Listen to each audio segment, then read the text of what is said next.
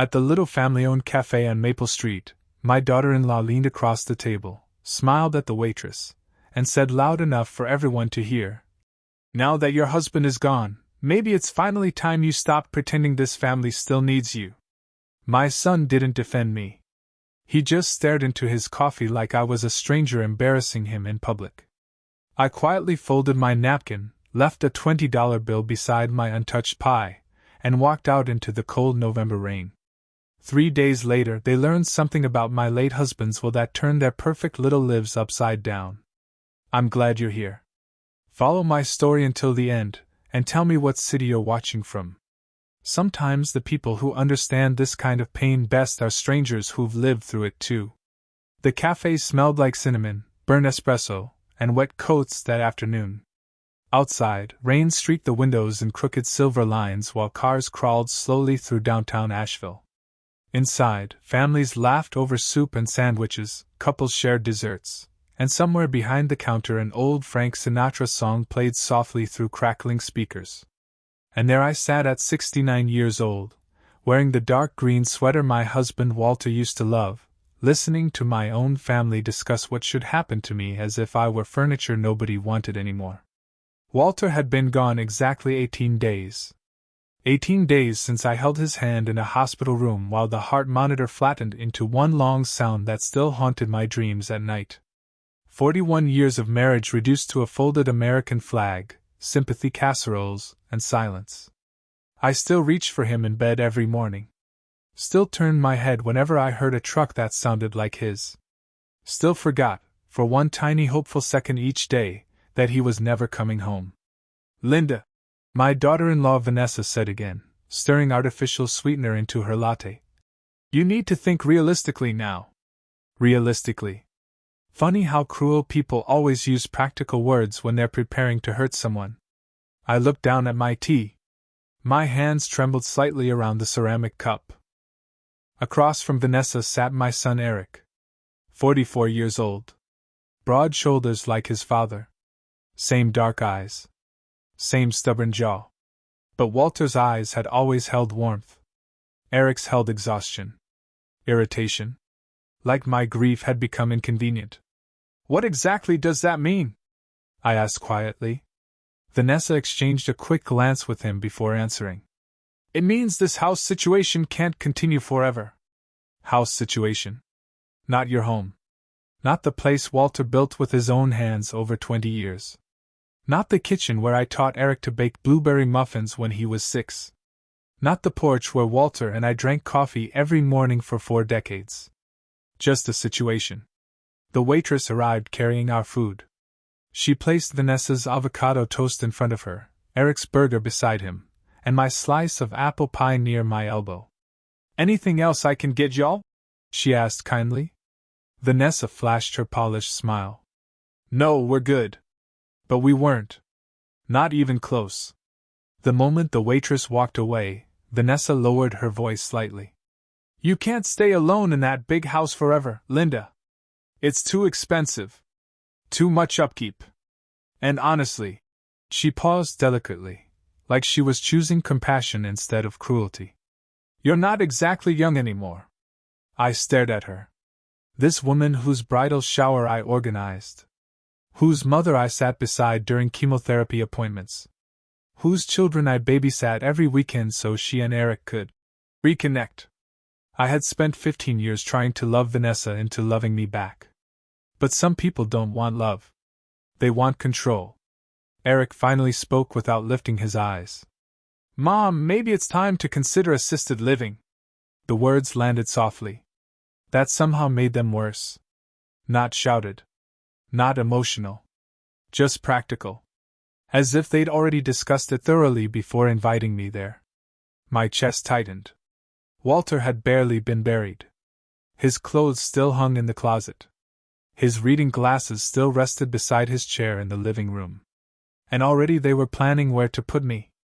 "I'm not going to a nursing home," I said carefully. Vanessa sighed dramatically.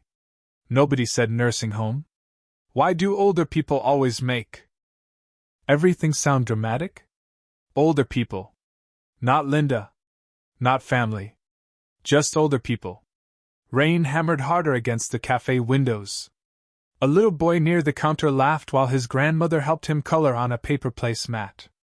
The sound twisted something deep inside me because suddenly I remembered Eric at that age. Sticky fingers. Gap-toothed smile. Running into my arms after kindergarten saying, "Mommy, guess what? How does a child go from loving you like you hung the moon to discussing where to store you after death enters the family? I still don't fully know. Maybe it happens slowly. Quietly. One compromise at a time. One holiday missed. One phone call unanswered. Until one day you wake up and realize the people you built your life around no longer see you as a person. Only as an obligation." Vanessa cut into her toast neatly. "The truth is," she continued, "Eric and I have been struggling financially since the twins started private school." I blinked. Struggling financially. They lived in a 6-bedroom home with heated bathroom floors. Vanessa drove a Lexus that changed colors depending on sunlight. Last Christmas Eric spent $4,000 on a golf membership. But apparently I was now the burden. We thought, Eric added carefully, maybe selling the house would make sense. You could downsize. Use the equity for somewhere comfortable. There it was. Finally. Not concern. Not caregiving. The house. Walter's house. My house. The property value had tripled in recent years because Asheville had become one of those trendy mountain towns wealthy people invaded.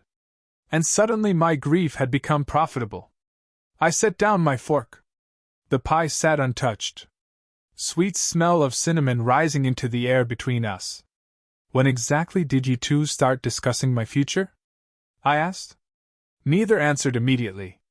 That silence told me everything. Vanessa looked almost annoyed that I'd asked. "We're trying to help you," she said. "No," I replied softly. "You're trying to move me." Eric rubbed his forehead. "Mom, please don't do this. Do this." As if acknowledging betrayal was somehow rude. I studied my son carefully. And for one terrible moment, I saw not the little boy I raised but a tired middle-aged man desperate to avoid conflict with his wife. Weakness disguised as peacekeeping. Walter used to warn me gently. "Eric has a good heart," he'd say. "But he bends too easily for the people he loves." At the time, I thought kindness mattered more than strength. Now I wasn't so sure. Vanessa leaned closer. "Look," she said bluntly. "Walter's gone. Things change. That house is wasted on one person." There it was again. Walter's gone. As if his death had erased me too. I swallowed hard. The cafe suddenly felt too warm. Too loud. Somewhere dishes clattered. Milk steamed behind the counter. A woman laughed loudly near the door. Normal life continued while mine quietly cracked apart. "I see," I whispered. Vanessa must have mistaken my calmness for surrender because her shoulders relaxed. "We found a beautiful senior community 30 minutes outside town," she said brightly. "They have yoga classes and card nights and transportation services." I said no. The words came out firmer this time. Her expression hardened instantly. The mask slipped. Eric noticed too. "Vanessa." But she was already irritated. "Then what's your plan?" she snapped.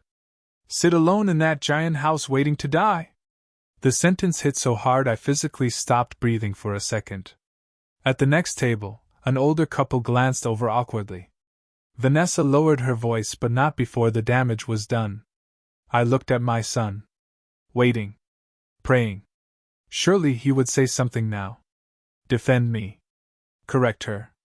Anything. Instead, he exhaled tiredly. "Mom, she's worried about you." "Not. She shouldn't speak to you like that." "Not. I'm sorry." "Just justification." I nodded slowly. Something inside me went quiet then. Not anger. Not heartbreak. Something colder. Acceptance. I realized, sitting there in that crowded cafe with rain running down the windows and Frank Sinatra singing softly overhead, that I had spent years trying to preserve relationships already dying. Walter saw it before I did. That's why, During the final months of his illness, he started handling paperwork privately. Phone calls behind closed doors. Meetings with attorneys. Long conversations he told me not to worry about. At the time I thought he was organizing investments. I didn't know he was protecting me. Vanessa dabbed lipstick from her napkin. If you won't make practical choices, she said coldly, don't expect Eric to sacrifice his future because you're emotional. Emotional. Funny word. People use it whenever an older woman refuses to disappear quietly. I stood slowly. My knees ached from arthritis and grief and exhaustion. The waitress looked over nervously. Eric finally glanced up. Mom? I picked up my purse, smoothed the front of my sweater, and smiled gently. All right, I said. Vanessa blinked. All right, what? You're right. Things do change after death. Relief flashed across her face so quickly she couldn't hide it. She thought she'd won. That was her first mistake. I reached into my purse and pulled out a folded envelope. Cream-colored. Official seal across the back. Walter's attorney had delivered it to me the morning after the funeral with strict instructions. Only open this if you ever feel pressured about the house, he'd said quietly. At the time I couldn't imagine needing it. Now I understood exactly why Walter prepared it. I placed the envelope gently beside Eric's untouched fries. His brow furrowed. What's this? Your father believed in planning ahead. Vanessa's confidence flickered slightly. I pushed the envelope toward him. Read it when you get home. Then I laid the $20 bill beside my pie. Untouched. Just like my appetite for pretending. Eric stood quickly. Mom, wait! But I was already walking away. The bell above the cafe door jingled softly as cold November air wrapped around me. Rain soaked my hair almost immediately. I didn't care. For 18 days, I'd been drowning quietly in grief while everyone around me focused on logistics. Death certificates. Insurance policies. Property taxes. Inheritance.